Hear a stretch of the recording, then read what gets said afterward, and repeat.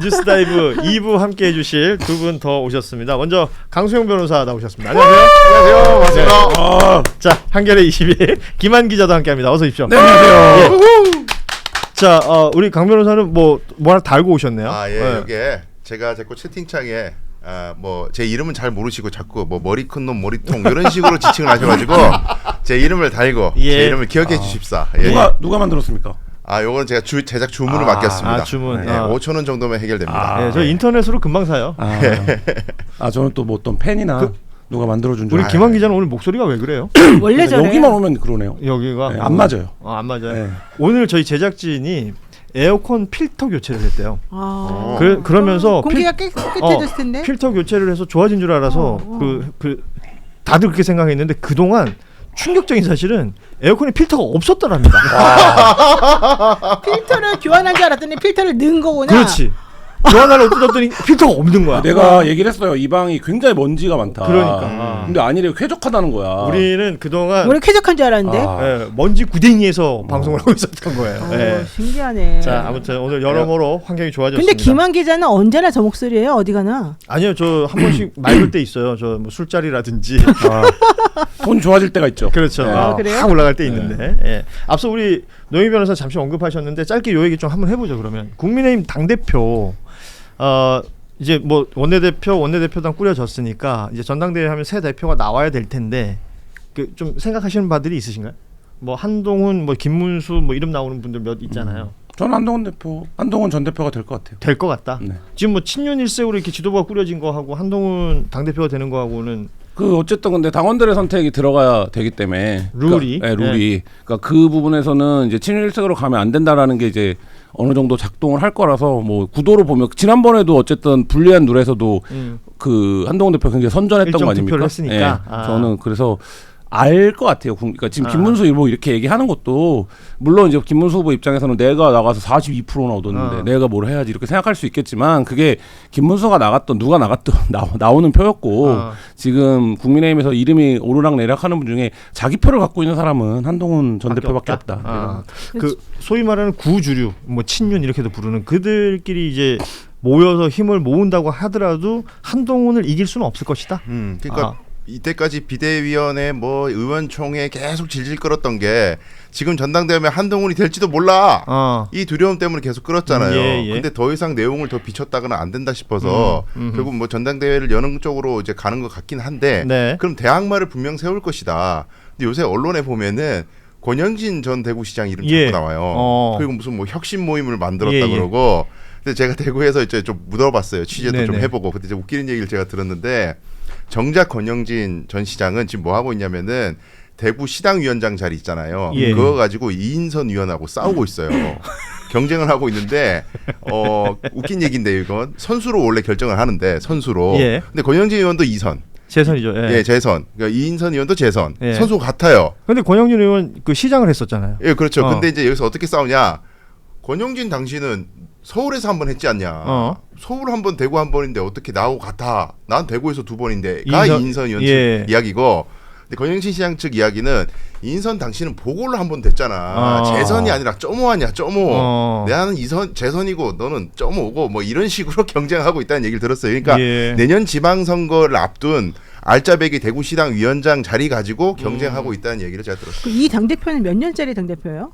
1년짜리 아닌가요? 여기도 보궐 개념 아니에요? 그러면? 여기도 1년짜리 룰이 바뀌지 않는다면. 그러면 결국 지방자치단체 공천밖에 없다는 그렇지. 거잖아. 지방선거가 지금 중요한 거죠. 그들에게. 근데 지금 그들은 지자체 공천도 중요하고 그다음에 뭐 국회의원 공천도 중요할 텐데 어쨌든 중요한 건 지금 망가져 있는 이 국민의힘을 조금이라도 살리려면 뭔가 새로운 모습을 보여가지고 모멘텀을 확실히 뒤집어놔야지 국민의힘이 사는 거잖아요. 뭐 자꾸 홍준표 씨가 뭐 위원장과 해산이니 그건 이제 당연히 안 되겠지만 그런 거 자꾸 주장을 하는 이런 것도 딱 일거에 조용히 시키고 이러려면 뭔가 있어야 되는데 그래서 지금 한동훈 대표 측의 측근들은 하지 마라. 너 나가가지고 좋은 거 하나도 없다. 이러면서 말리고 있다는 거예요. 오히려? 네, 왜냐하면 지금 친윤들이 힘이 다 죽은 게 아니거든요. 그러니까 친윤들은 어쨌든 간에 이 한동훈이라는 사람을 죽이고 싶어서 난리가 났는데 그 자리에 한동훈이 나가가지고 완전히 헤게모니 잡고 쥐어서 뭔가 확 틀어듣고 바꾸지 않는 이상은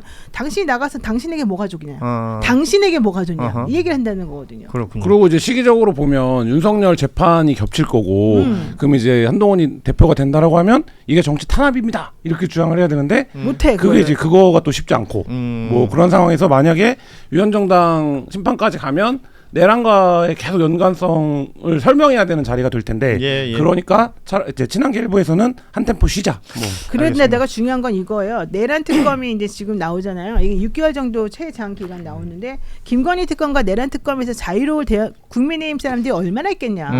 국민의힘 사람들 중에 이미 어느 정도 이상은 떨고 있으면서 거기 들어갈 수 있다는 마음가짐을 가지고 있는데 한동훈 그럼 너는 깨끗하냐. 너도 분명히 뭔가 문제 있을 것이다. 그러니까 지금 뭐 보도 나왔지만 의원들 일부는 휴대전화 바꾸고, 다 바꾸고. 뭐 이런 거 하고 있다는 거 아니에요? 그리고 한동훈 전 대표는 아직도 그 비밀번호를 모른다는 거 아닙니까 우리가? 그 고발 사주도 해결해야 되잖아요. 그러면 본인이 깨끗할 수 없어요. 아무튼 생각보다 국민의힘 이야기를 길게 했네요. 하기 싫어요? 아니요, 길게 했다고요. 여러분 이거 진짜 중요한 부분이니까 일단 구독 좋아요 눌러주시고요. 지금 사람이 점점 빠져들어가고 있어요. 이거 아까처럼 8,000명은 최소한 들어와야 됩니다. 여러분 두 분에게 전화하세요. 빨리 보라고. 그러네. 오늘 뭐 저는 크게 할 일이 없어요. 진행을 진행을 이상하게 하니까 내가 답답해서 이상하게 했어 제가. 진행을 되게 성의 없이 하고 아까부터 내가 출연료 걸고 한번 누가 되나 보자 이랬더니 그때부터 갑자기 팍 주고 먹어 이 사람이. 돈내 좀 약하더라고. 돈내 약해요?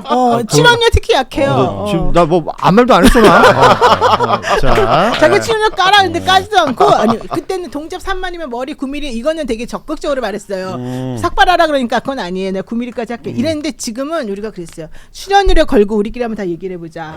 근데 절대 자기 출연 얘기 안 하고. 저도 걸겠습니다. 그죠, 그치? 우리 걸어도 돼. 우리는 36,000원인가 받기 때문에. 그러니까 자기도 걸어. 걸게요. 네, 고. 자 여기서 뭐 무슨 내용인지 알긴 해 근데. 몰라요. 자 윤건희 윤건희래냐 윤석열 김건희 둘 중에 누가 먼저 구속될 거냐? 윤석열 김건희 둘 중에 누가 먼저 구속될 거냐? 1번 윤석열. 저는 김건희. 좋다. 좋아요. 강 변호사님이 나보다 출연료 많을 거예요. 그러니까 내가 이득이네. 근데 우리가 윤에 더 많이 걸었어. 그러니까 장인미하고 우리 강수영 변호사 2명은 김건희에다 걸었고 나머지는 뭐 이제 뉴스 해도 돼요? 안 돼요. 자, 오늘 한겨레 보도 나온 내용 좀 짚어보도록 하겠습니다. 한겨레에서 지난번에도 이제 심우정 검찰총장과 김주현 전 민정수석 간의 뷰아폰 통화 내역 확인됐다라는 걸 보도한 바가 있었는데 이게 명태균 씨 건이랑 연결을 해보자면 창원지검에서 이 사건을 처음 시작했었지 않습니까? 그런데 이 검찰총장과 민정수석 간의 통화가 있은 후에 이 사건이 서울중앙지검으로 이송됐다. 이 부분이 의심스럽다라는 부분이 이제 기사의 주된 내용인데 이 사건의 이송에 이 비아폰 통화가 영향을 줬다라는 취지인 거죠? 그러니까 민정수석이랑 검찰총장이 통화할 일이 뭐가 있겠어요. 그러니까 이 지금 민정수석이 신무정과만 통화를 한 게 아니라 김건희랑도 통화를 한 거고 그 시기도 굉장히 이제 여러 가지에서 공교로운 시기잖아요. 그 검찰이 김건희에 대한 어떤 조사 방식이나 이런 걸 협의하고 있을 때 통화를 했다는 거니까 결국 그게 훗날 출장 조사로까지 연결된 것 아니냐라고 지금 얘기를 하는 거고. 그렇게 보면 이제 이 김주현의 역할이 뭐냐, 처음부터 뭐였냐, 왜 민정을 갑자기 부활시키고 김주현을 그 자리에 앉혔냐, 이 부분에서 아직 통화의 구체적인 내용이 나온 건 아니지만 이 통화의 타임라인만 갖고도 충분히 정황적으로 설명을 할 수 있는 지금 상황인 거죠. 그렇습니다. 이 비아폰 통화 내역을 얘기하자면 결국은 7월 3일 당일날 오전에 윤석열과 먼저 통화해요. 그러니까 일반 폰으로. 거긴 또 비화폰을 안 썼어. 그리고 이제 낮에 비화폰을 쓸 때 김건희와 통화를 함에 있어서 김건희가 먼저 전화를 하고 그리고 한 4, 5분 정도 시간이 뜨고 그리고 다시 김주현 민정수석이 전화를 하는 일련의 과정이 그게 있었던 그날이 엄청 웃긴 거예요. 윤석열과 김주현이 윤석열 일반 폰으로 몇 초 통화하느냐? 11초 통화예요. 그러니까 11초면 무슨 정도 얘기를 할 수 있습니까? 난 한 문장밖에 생각이 안 나요. 뭐? 좀 이따 내 처가 전화를 할 거야. 잘했다. 이거 말고 없어요. 10초. 네, 끊었겠죠. 그리고 전화하죠. 김건희가 17분 정도 통화를 막 해요. 그러니까 전화 되는 데 있어라. 그럼 17분도 한번 말해봐요. 17분도. 자기 막 얘기했겠죠. 하소연 했겠죠. 검찰이 지금 이런다고 한다. 뭐 이원석은 왜 이러는 거냐. 이게 뭐냐. 이게 하극상 아니냐. 구태타다.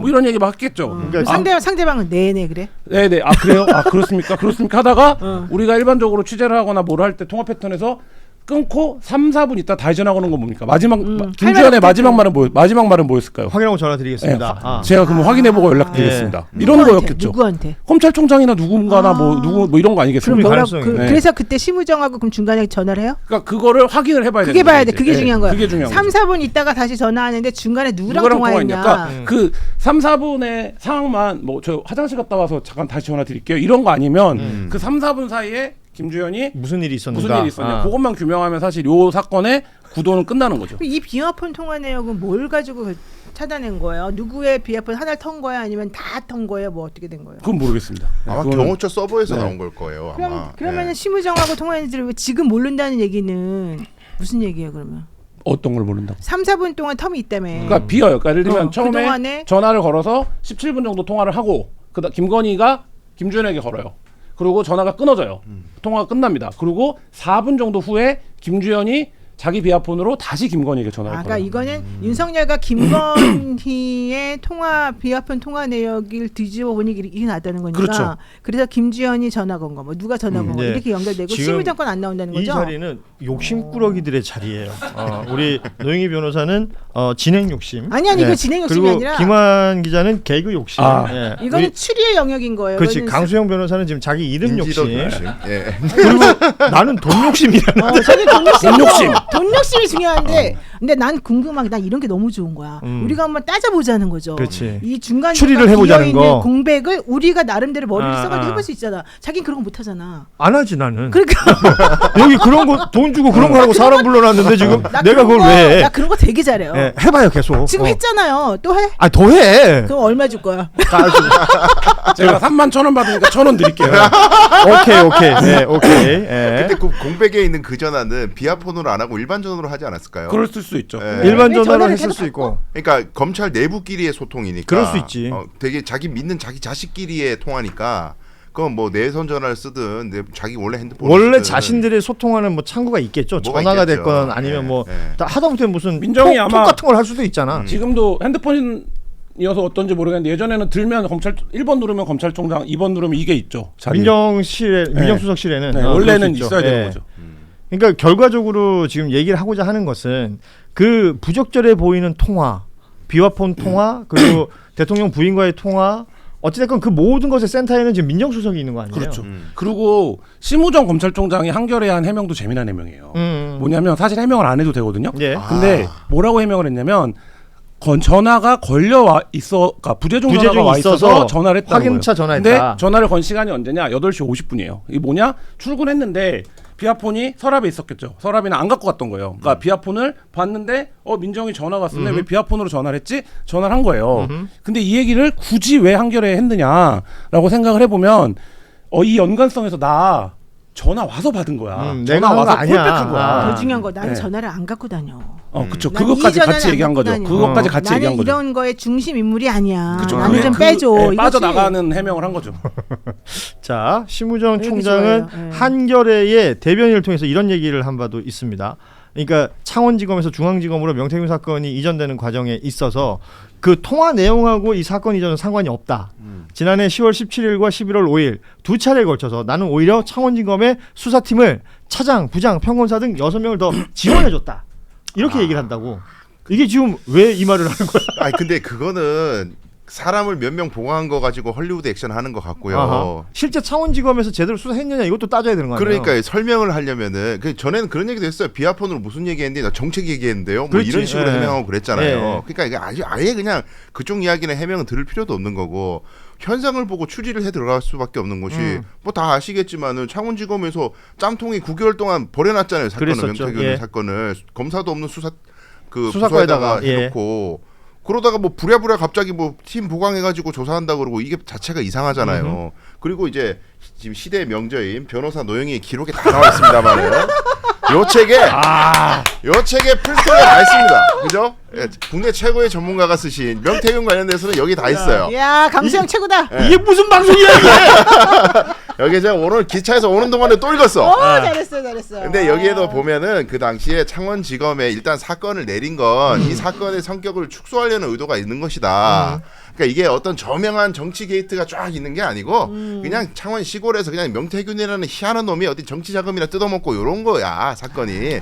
이런 식으로 축소하는 개념으로 보냈는데 이게 차장검사 막 이지영인가요? 하여튼 그런 사람들 막 보내다가 나중에는 사건이 시간이 지나니까는 이게 조사를 끝까지 하자는 쪽이 있고 예. 아이고 뭐 대충 가지치자는 파가 있고 막 싸워요 우당탕탕. 예. 그러다가 수사 보고서도 작성되고 막 이런 상황이 된단 말이죠. 예. 그러다가 중앙지검으로 사건을 끌어가 버렸잖아요. 그럼요. 이 새끼들 가면 냅뒀다간 컨트롤 안 되겠는데 이런 배경이 있는 과정이다. 근데 어쨌든 창원지검의 정유희 검사장은 굉장한 찐윤이고 찐윤이다. 그러니까 어쨌든 처음에는 거기에 사건을 보냈던 배경은 분명히 야 사건 규모 축소하고 가면은 정유빈가 알아서 가지치기 잘할 그러니까 거야. 창원지검에서 그렇게 정리하려고 했는데 작은 걸로 만들어서. 그렇죠. 그럼 이걸 다시 어찌됐건 중앙지검으로 간 거 아니에요. 그렇죠. 갈 때는 무슨 의미였던 거예요, 그럼? 그러니까 갈 때는 처음에 아까 말씀드린 대로 처음에 시작은 정유미가 같이 잘 쳐였는데 중간에 사람들이 보강이 됐는데 그 사람들이 시대가 변하고 윤석열의 인기가 떨어지고 야 이거 잘못하다가 윤석열 날아가겠는데 그러니까 태도가 바뀐다. 네, 라인을